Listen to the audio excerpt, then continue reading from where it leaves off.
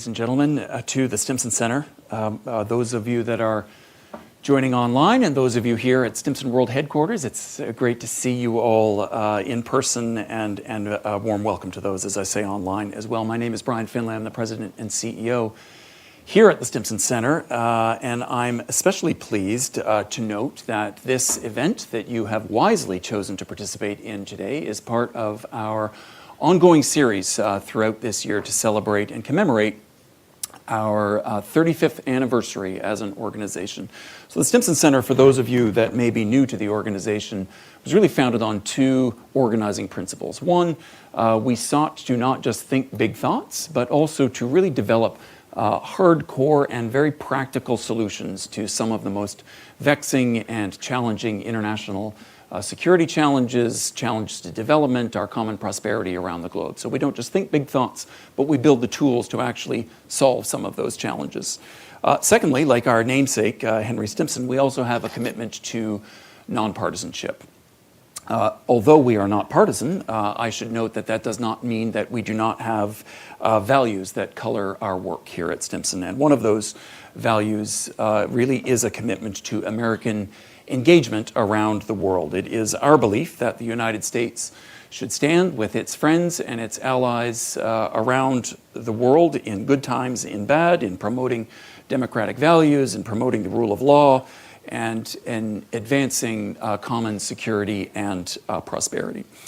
In this vein, we are especially honored to welcome His Excellency Viorel Ursu. He is, of course, as you are aware, the Ambassador of the Republic of Moldova here in the United States. And we will have, over the course of the next hour with him, a special conversation on some of the challenges and opportunities that are facing not just Moldova, but the international system. The Republic of Moldova is, as I think we are all aware, sitting in a complex piece of geography. It is at a crossroads in many ways. Despite a war in neighboring Ukraine and long-standing security challenges, the country has made what is, by all accounts, hard-won progress on democratization, on development, a progress that has the potential, I think, to underpin a more secure and prosperous future, not just for the country, but indeed for the wider region and the world. Charting a path forward will, of course, not be an easy task, as the ambassador, I think, will outline, but I think it underscores one of the founding philosophies of the Stimson Center, that at pivotal moments in pivotal places around the world, there is the greatest opportunity for innovative thinking and indeed solutions. And for Stimson, and I think for America, Moldova is just such a pivotal place. In the hour that is going to follow, Ambassador Ursu will be joined by my colleague. She is our Senior Vice President for Research Programs, Rachel Stoll, to explore really how Moldova hopes to navigate some of the challenges and take advantage of the opportunities at this decisive moment. And we're going to give the ambassador just a few minutes to a little bit set the table for us before he is joined on stage by my colleague, Rachel. First, though, a couple of quick words about the ambassador's background. Ambassador Ursu has more than 2 decades of experience across the fields of international development and foreign policy. Before he was called to government service in 2014, Ambassador Ursu served as division director for Europe and Eurasia at the Open Society Foundation. That, in addition to his decade of work with OSF, the ambassador has also extensive experience in academia, including as a lecturer in international law and human rights at the Moldova State University. Ambassador, it is a great honor and pleasure to welcome you to the Stimson Center, and I will give you the floor, sir.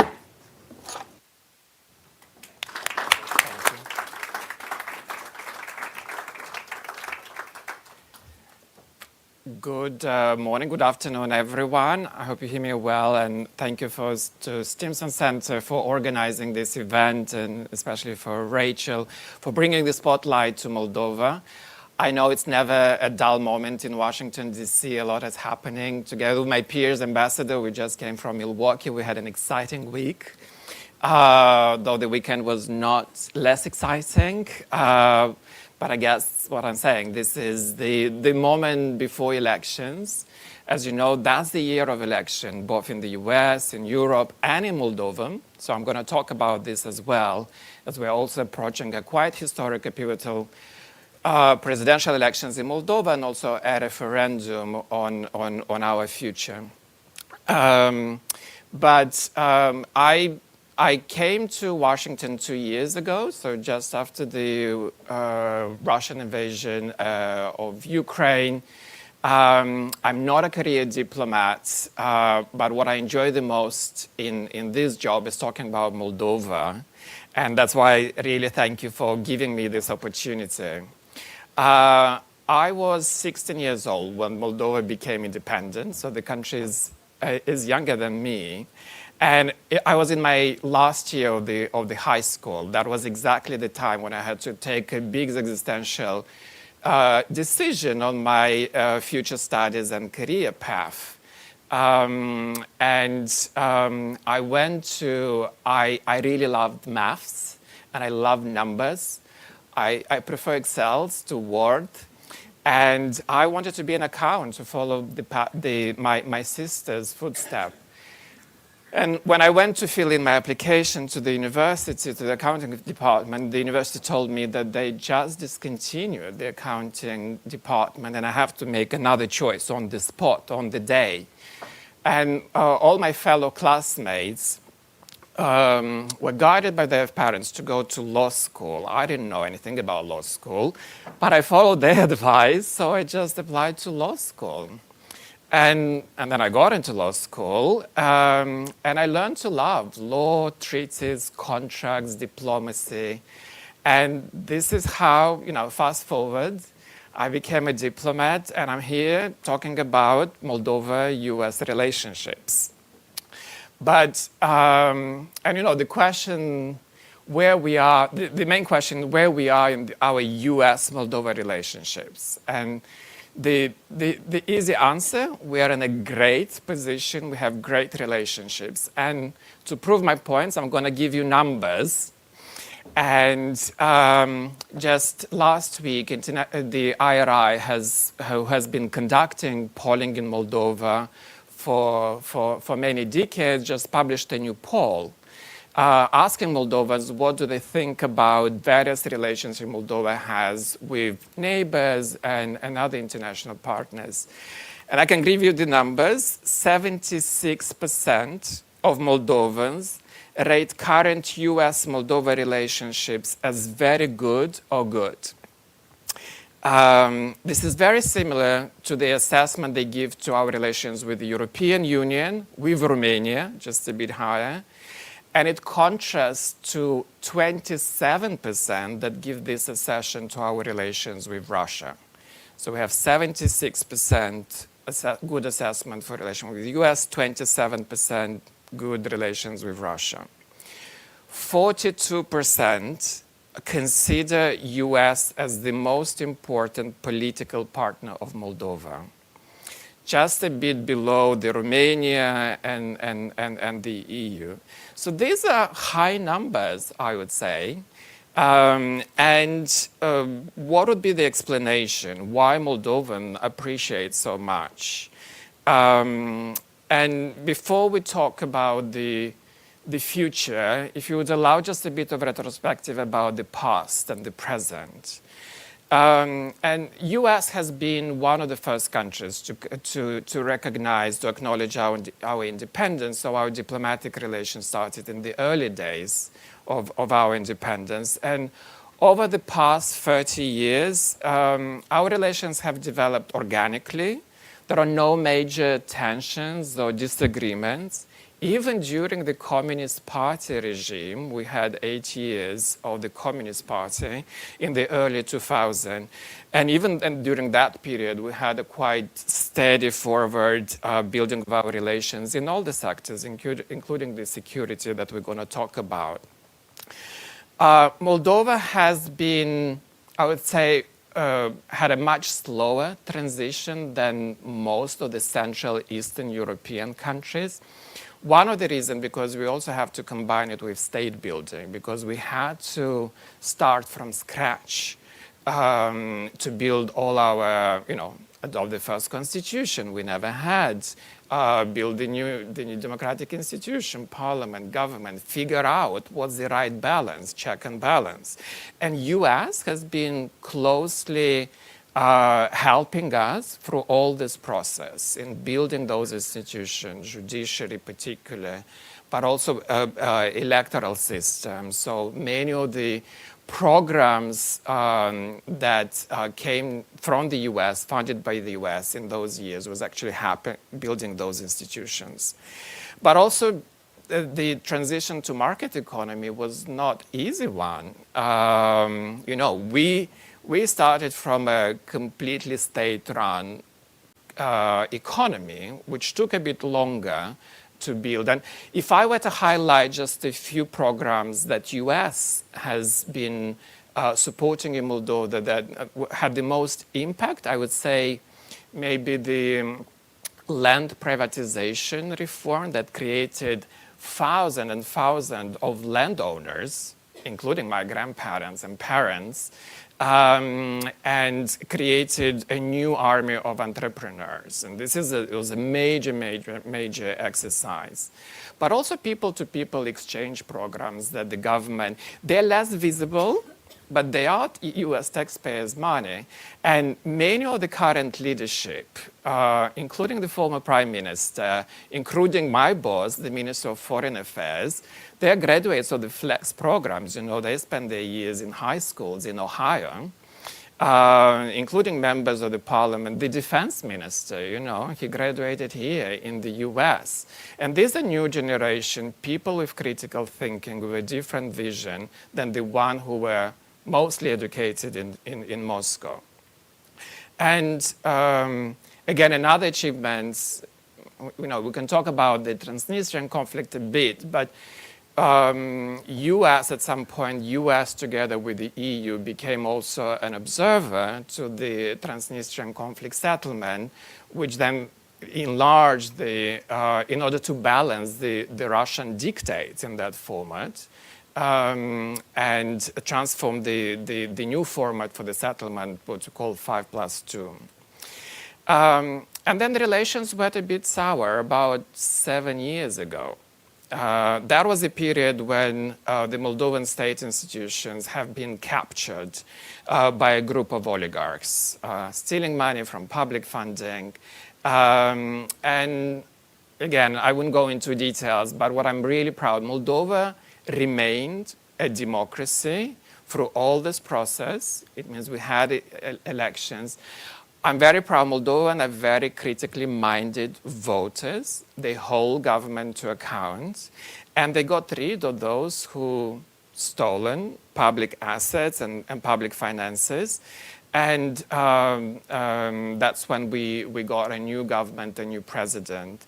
And since 2021, when the current president, Sandu, came in office and her new government were elected, I would say we are going through a renaissance period of our relations with the US. As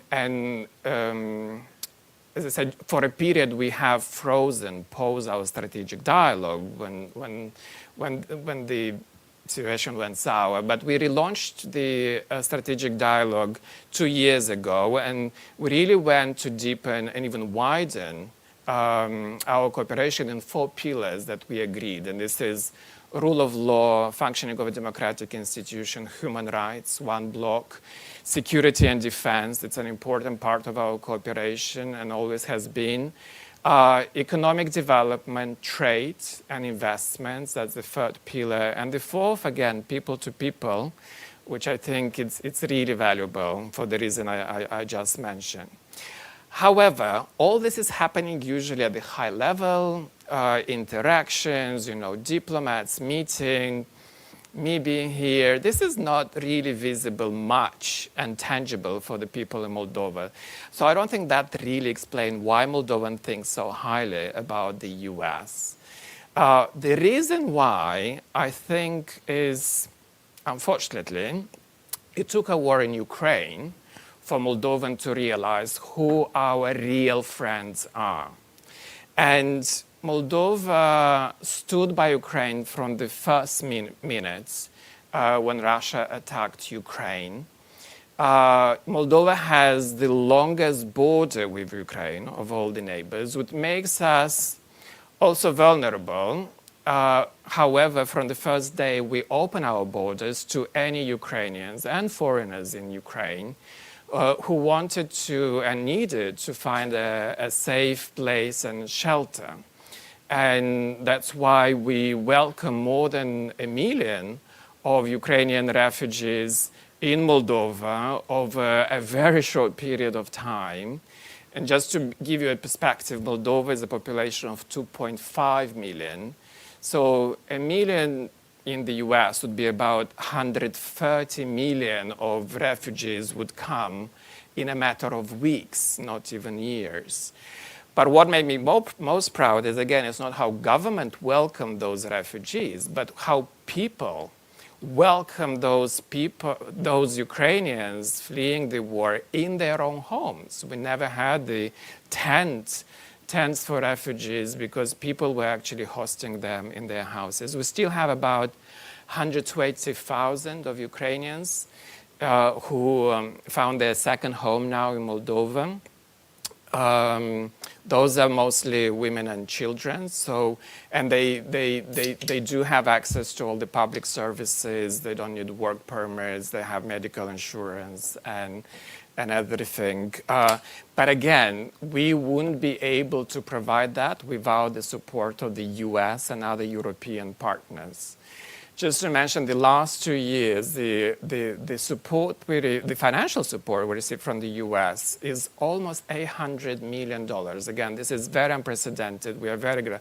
A lot of this money went to help us help Ukrainian refugees, but also to strengthen our independence. Moldova remains one of the most vulnerable countries as well, just because of our still existing some dependencies on Russia, especially on the energy. And Russia has been using that against us. You know, they cut the gas supply, which was our single gas supplier for a very long time, in the beginning of the winter. So we can't heat our houses and our apartments, including for the Ukrainian refugees. And again, the US, together with other partners, were the one who were provided, just for the energy security, we received about 300 million of support to find new suppliers. And we managed them in a matter of really over a few weeks. We also continue providing help to Ukraine through solidarity lanes. Our trade suffered a lot because we also were highly dependent on Odessa port for our supplies. So when it shut down, we had to find other new ways of exporting our goods, but also helping Ukraine with the great grain exports and other good exports through the solidarity lane, especially working very closely with Romania. So we in this trilateral format. So I would say that again, I think that's exactly the moment when we had to deal with multiple crises, when Moldovan realized that friends indeed are friends indeed, and US has been a great friend to us. And this didn't go unnoticed by the Moldovan. So what's in the future? I'm a very optimistic person, you might see, but I can tell you what Moldovan wants and they need in this particular moment. We don't want a lot. We want 3 things. We want peace, we want our independence, and we want prosperity. And for peace, we need for Russia to stop attacking its neighbors. And for this, we need a strong deterrence. And I think only the US and its allies can provide for that deterrence. And Ukraine needs to win this peace. And US should continue supporting Ukraine, because Ukraine is not only defending its territory, it's also defending Moldova, which is next in line. We want to secure our independence. I think we are guilty because we didn't have many visionary leadership to really invest in independence. As I said, we got independence after a putsch in Moscow, but we took independence for granted. And for independence, you really need to fight every day. And we need to get rid of some of the vulnerabilities that still exist that Russia is taking advantage of by weaponizing the energy the way they did, but also interference in our elections. And I really hope that Moldovans, when they go out and vote in a referendum on 20th of October, they will make a very clear choice for integration with the European Union. And prosperity, I think we all want that for our people. And the way we see prosperity developing is for developing good trade relationships with all the partners, including the US, based on rule of law-based market economy, and integrated into the EU bigger market and diversified, reliable trade partners. Again, Russia has been one of our biggest trade partners, but it never was reliable because always using trade embargo against our goods when we were siding either with Georgia, when Russia attacked Georgia, or with Ukraine most recently. And what can the US get in return? You might ask, and I would say, you know, we all follow the debates. I think we all agree that there is a challenging world out there in many, many places. And US would need really strong allies and partners to face many of those and multiple challenges through various alliances. And I can assure that Moldova will remain a trustworthy and reliable partner to the US, because I think we share the same values of democracy, of freedom and dignity for all. And Moldova will be an ally to defend and sustain a global order based on international law and peace. But also we will be a reliable place to invest. And again, we all agree the US wants, and I want Moldova to be a rule of law based place where investors will be sure that the courts can enforce their contracts when they come to invest. And we already see many of the American companies buying our startups, especially in IT sector, which is a growing sector, and you know, making profits, created well-paid jobs, both in Moldova, but also in the US. So, sorry to be long, but I believe the foundation of this partnership are quite strong. You know, we started slow, that our partnership looked more like a tent than a cabin. I think nowadays it looks more like a mansion, but I believe the foundation is so strong that we can build a skyscraper, and the sky is the limit. Thank you.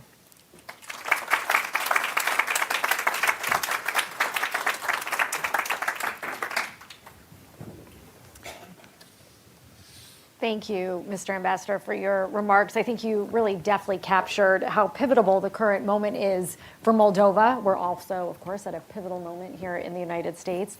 And I think at the crossroads that both of our countries are facing, it will be instrumental in sort of shaping our ability to seize those opportunities as well as to confront the many challenges that we face.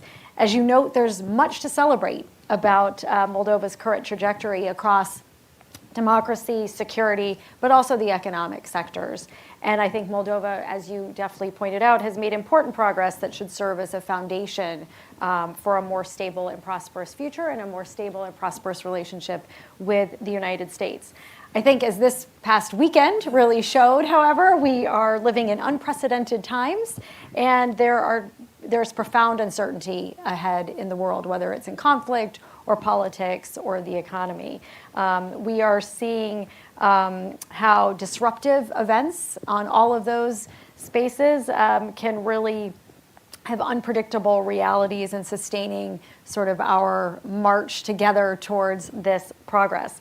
But to underscore, I think, a theme from your remarks, Mr. Ambassador, global strategic uncertainty illustrates precisely why and how the U.S.-Moldova partnership should evolve, and it cannot be based on a set of delicate or political or security circumstances, and it must be resilient and offer a ballast to both countries as we navigate these very, very uncertain times. So I thank you for your very welcome remarks and sort of laying out the issues that Moldova faces, but also the ways in which the United States and Moldova can work together.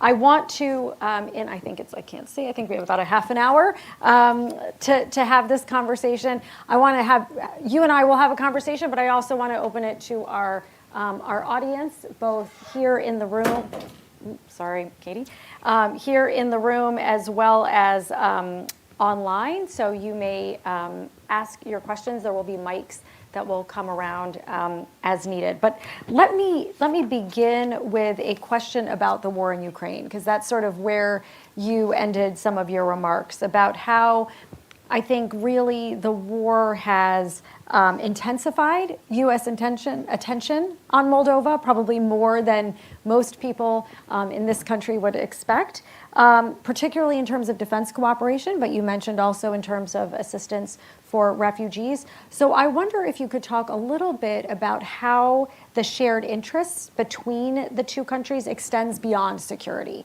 So it is obviously very important to the relationship, but how can we use these closer defense ties to build a foundation or build upon your foundation for a more deeper and comprehensive partnership between Moldova and the United States? Indeed, defense and security has been one of the founding pillars of our cooperation, and it started in the early days. And I forgot to mention our special partnership with North Carolina that started in early 90s, mainly focusing on our partnership between the National Army and the National Guard in North Carolina, and has been, by the way, this year in April declared the Partnership of the Year among the many, many dozens of these partnerships.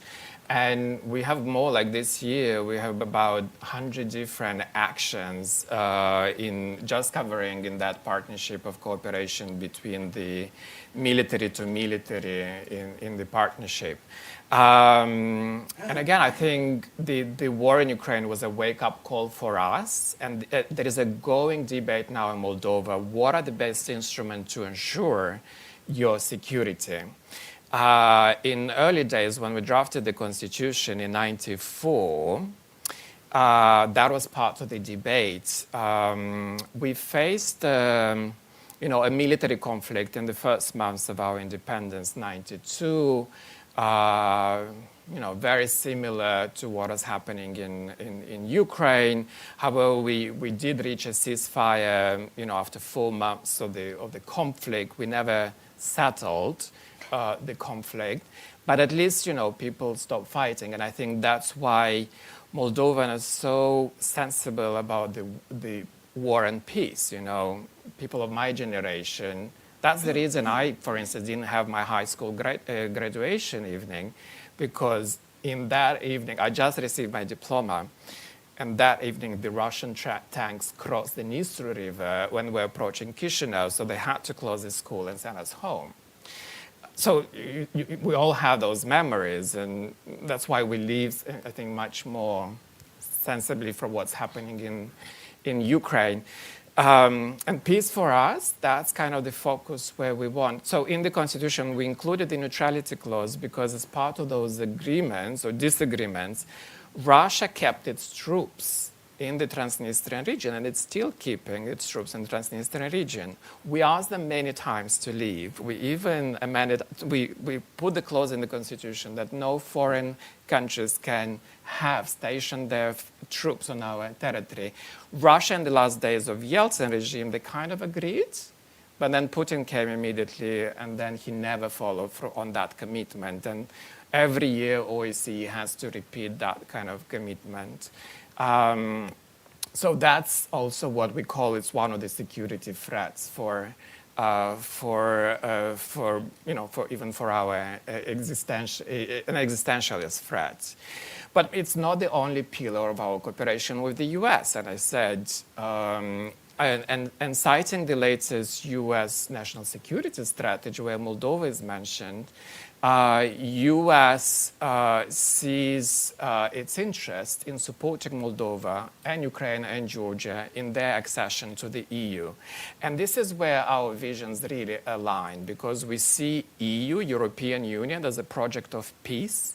This is also the vision of our leadership and most of our people. We're going to have the referendum just to enshrine that vision into the Constitution. And this is where we also receive, like I said, enlarged our partnerships with the EU.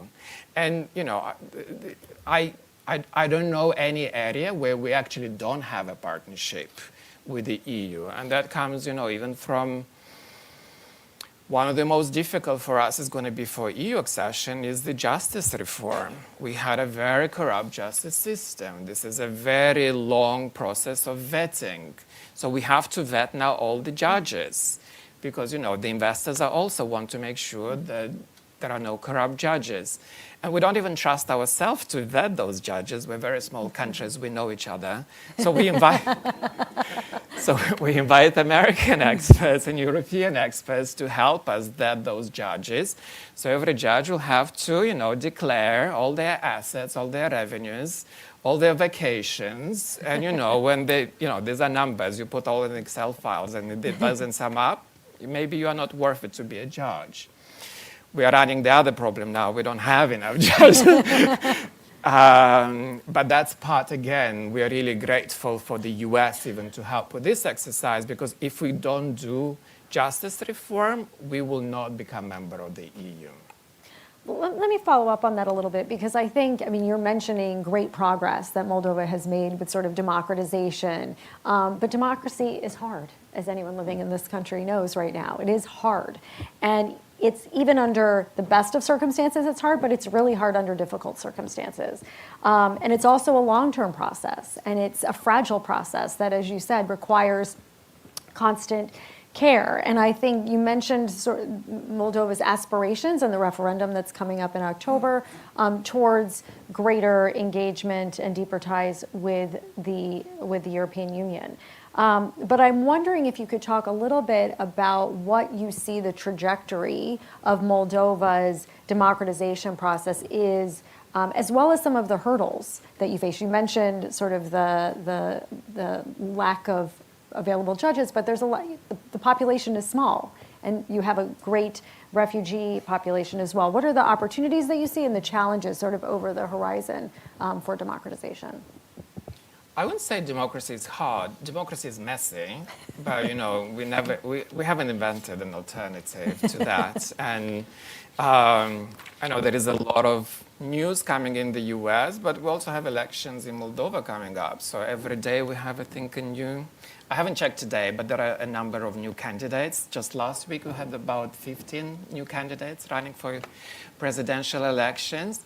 But it's a big choice for people to make, but it's also an opportunity to have those debates, because every candidate helped to debate and campaign and present their vision. And I think it's great. I think people need to have that choice and make their choices. And Moldova remained, I would say, a democracy, which means we run regular elections every time. People hold government to account. Many of the ruling parties that existed all this time, they just disappeared because people just erased them. We never elected any president for second term. They all wanted a second term. We never elected them because, we thought 4 years might be enough. And if they didn't deliver on their promises, they have to go. So I trust in the Moldovan voters and their critical minds. And they trust also the Central Election Committee who organizes this. And I think this is the foundation of a democracy. And I think this is also vulnerability, because we see a lot of the hybrid attacks from Russia on many of those, on those areas. And, we do face those challenges. from cyber attacks on our either critical infrastructure. We are boosting the capacity of a Central Election Committee, making sure that the servers are well protected. Again, those are the vulnerabilities that we need to address. The US, again, is helping us, including on boosting the cyber. That's a huge area now of our focus. Disinformation, it's a challenge not just in Moldova, for Moldovan democracy is everywhere, and I don't think there is a magical wand how to do it. But US, again, is helping us, including through sanctions of those oligarchs who've stolen the money, fled abroad, and they're hiding now, including in Moscow, doing all their congresses in Moscow. And, they're spending a lot of money on Facebook, on American companies, including, these are people that are actually sanctioned by the US government, why some of the American companies still stake their money, because it's profitable. And, I'm bombarded, my Facebook, I can't even enter because these are all fake accounts commenting on my Facebook about issues that are not even relevant to that. And again, we would like to see more help from not just US government, but also the US companies. And I think the other biggest challenge is the inflow of illegal funding of those political actors, mostly in Moscow. And, our law enforcement, they catch and they find it's cash. It's literally cash. US dollars cash. I don't know why they don't like euros. But, just the last few weeks ago, they caught just in one plane about $1 million of US dollars cash and cryptocurrency and prepaid credit cards. So they're also very innovative. And vote buying, I think vote buying is a big issue. And for a poor population, $100 make a difference. And Russia doesn't hide that. They're now putting $100 for pensioners on prepaid cards just before the elections. So those are the challenges that we need to find. I think what is difficult for a democracy is how do you balance those freedoms? Freedom of expression, freedom of opinion, against propaganda, for instance, sources. And I think we're all looking, we're all learning. And I believe the US can also learn from Moldova, because Moldova is a testing ground for Russia. They tested many of those new strategies that they then deploy in other countries. So I want to turn to one of the bright spots in Moldova's outlook, and that's in energy. And you mentioned sort of the challenges with the gas lines and Russian control. But I think over the past several years, Moldova has really made success in reducing its dependency on Russian energy and taken advantage of alternative energy infrastructure, including importing U.S. Liquefied natural gas. So I'm wondering if you can talk about Moldova's vision for continuing to meet its energy needs. How does that vision dovetail with ambitions to deepen ties with Europe and the United States? And again, we learned a lot from our dependence on Russia as the only source of energy.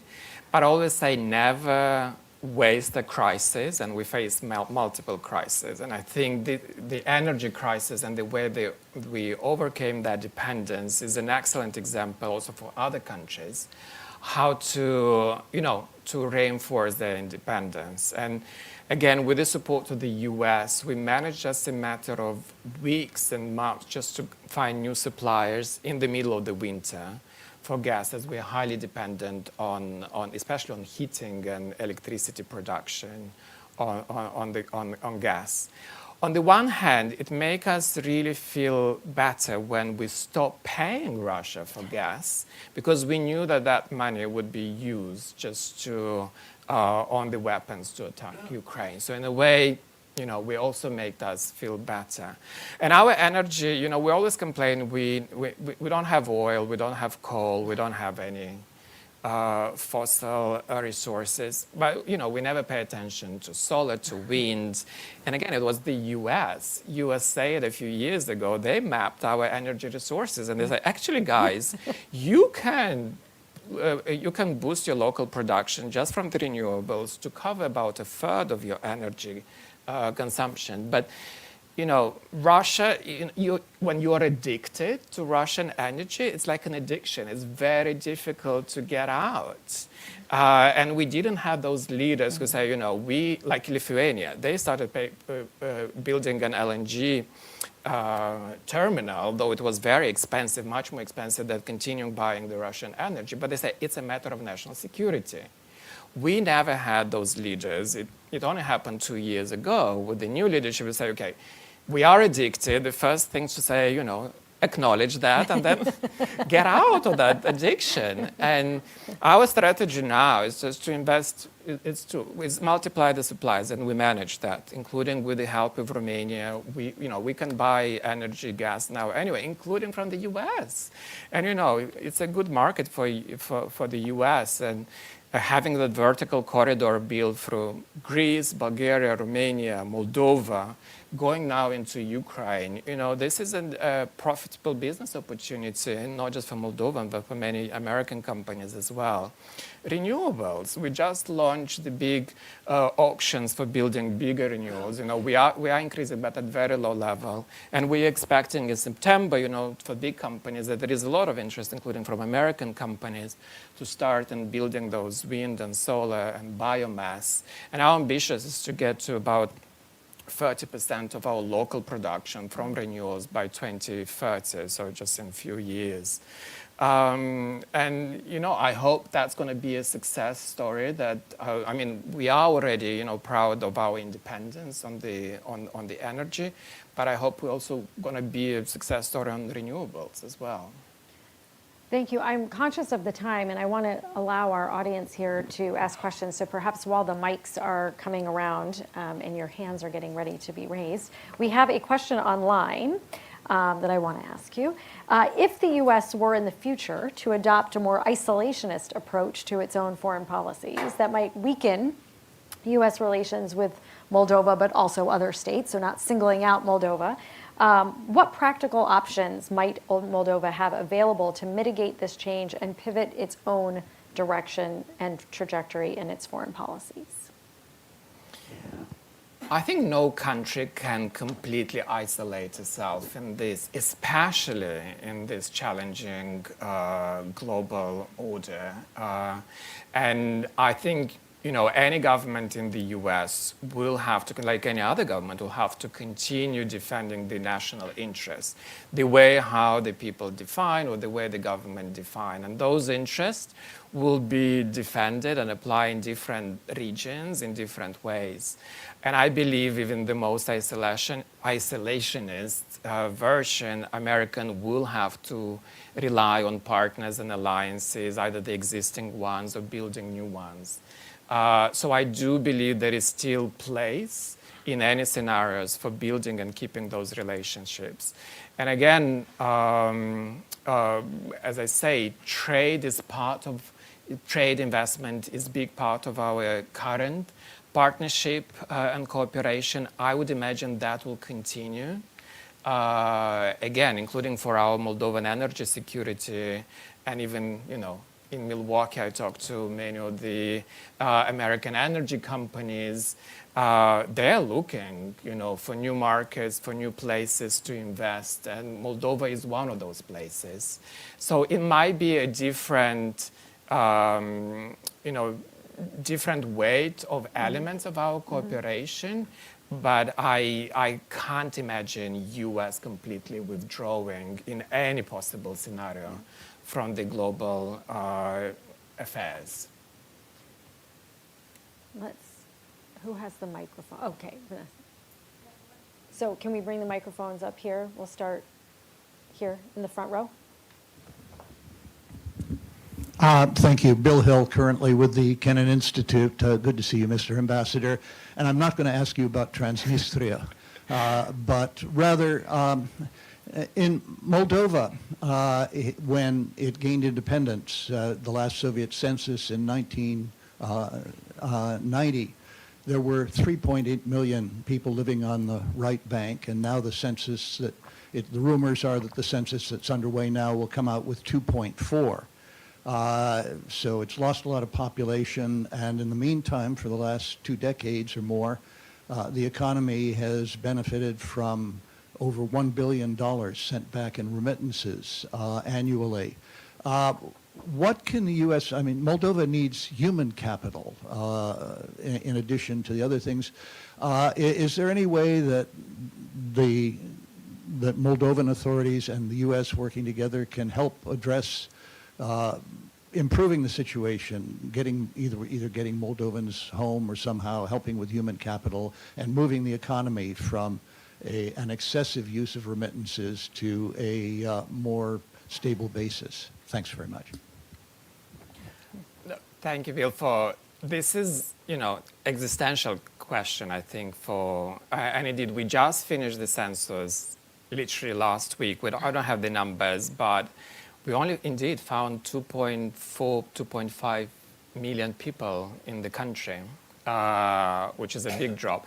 Again, this is a trend you've seen in many of the Central Eastern European countries. Moldova is not exception, but the situation is much dire. And we do have about 1 million of Moldovans who left and living somewhere else, most in Europe. I was part of the diaspora. I spent half of my life abroad in Belgium, and not working for the government, working for foundations in Brussels, in London. And indeed, that's the human capital probably would be the main obstacle, both for economic development, the speed of economic development and recovery, but also the weakness of public administrations as well. I mean, to integrate in the EU, you need an army of bureaucrats, of lawyers to, draft new legislation, build new institutions. Thank God we share the language with Romania. So Romania has already done the job of translating all the EU acquis, so we don't need to do that. But that's not enough. You really need to build those institutions, and we need those people. We do have, we focus on attracting diaspora back, both in the public administration. We just launched a big program for short-term assignments, better paid jobs that they want to return and work on a specific ministry of authority. We also have a program of attracting investments from the diaspora. So we match for every dollar invested by anyone in diaspora in Moldova, we match with $2 as a grant, or $3 if they create a business in their local community. And in US, we have a growing diaspora, very entrepreneurial. Most of them, they have companies. They created many jobs here in the US, but they also create jobs in Moldova. For instance, many of them work in transportation logistics. They hire drivers here. Many of the truckers you see on the US, they're either owned or driven by Moldovans. But the back office, the dispatching, the one who actually guide the driver, they're in Moldova. And, they're creating jobs in both countries. So that's, in a way, this is a win-win situation. We do rely a lot of remittances for our economic growth. Again, sorry to give you another number. About 15% of our GDP comes from remittances. This is the biggest percent of the GDP in Europe. And, a lot of it is going into consumptions, much less into investments. And we really want to attract them into investing in Moldova.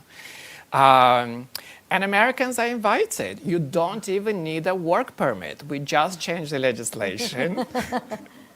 You don't need a visa. You don't need a work permit. You can just come anytime and start working. We did that for US, for Canada, for the EU countries. Again, helping, we are open country, open economy. You can come and invest in Moldova. So when we all plan our next trip to Chișinău, we'll have time for one more question, I think. Do we have, the woman in the back. There's a microphone. Hello. Thank you for your presentation today. I'm changing the topic. Can you introduce yourself? Oh, I'm so sorry. My name is Anna Albescu. I'm part of the Romanian diaspora, and also starting my own company, hopefully eventually to invest in Moldova and Romania, or at least start there. My question has to do with generative AI and propaganda. I guess it's a twofold question. One, what are the similarities that you see between how generative AI is being used and utilized by Russians and Russian propaganda? And two, what are some possible solutions that you and like Moldova and the U.S. are considering? And then three, how does that impact the partnership? Thank you. And again, I don't have the entire evidence. I can, I don't have proof how it's being used, but I can see, including on my Facebook page, how it's actually used. Like previously, I can see that most of those propaganda was done by troll plants or companies based in Russia. And I can see that most texts were in Russian, focusing then on the Russian-speaking population in Moldova, as most of those texts were in Russian. These days, I receive perfectly translated Romanian, the posts and the text in very good Romanian. And I assume they are being done by those generative. That really happened in the last 6 months. So we see that transformation, the use of new technology. They still have to work on the names because the fake accounts, I don't know why, for some reason, they use American names with Cyrillic letters and mostly, I don't know, women and all pretty women pictures, and that kind of, probably the generative didn't get into that, but it's gonna get there. Deep fakes again, they started about a year ago with deep fakes. They were not super good, so you can definitely see, but they're getting much better. So the latest one, really, the change is coming. In the last few months, they're getting much, much better, even on the deep fakes, which is when the president appears in many of those deep fakes. She says things that, she never said or never could have said. And we might see those coming up. And usually, again, it's coming the last week before the elections. That's a crucial one. That happened in the first round of election when President Sandu was running, in the last week of election. She lost 48% to 52%. A lot of it was a deep fake news that, she welcomed 35,000 of Syrian refugees, and there is just not enough time to debunk some of those fakes. So I don't think there are quick fixes to that. And again, that's why the focus is on education, educating people, distinguishing supporting independent media. And Moldova, I'm really proud, it does has independent media. So, and again, with the support of the US has been supporting independent media in Moldova as a part of that foundation that both had the functions to inform people and also to keep the watchdogging the government, which I think is essential in a democracy. Well, I'm afraid that we are out of time. I think we proved that we could be speaking about Moldova for days, Ambassador. But certainly the U.S. Moldovan partnership, I think, has really evolved beyond one that is solely based on security and defense, that there are so many rich opportunities that await sort of the future and the uncertain future, I should say, that we all are facing. And I'm incredibly appreciative to your very candid remarks and sort of the outline of this notion of peace, independence, and prosperity that I think align very well with opportunities for a U.S. Moldovan partnership. So this is only the beginning of this conversation. I think Moldova will stay relevant for many, many years to come. I thank you very much for joining us here today. Thank all of you for joining us for yet another 35th anniversary event, and we look forward to seeing you again in the future. Thank you. Thank you so much.